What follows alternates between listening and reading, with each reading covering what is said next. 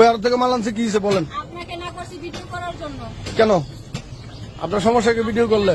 Video করার জন্য। আপনি পাবলিক প্লেসে আসছেন, আইসা পাবলিক প্লেসে চাঁদাবাজি করতেছেন, আর আমি ভিডিও করলে দোষ?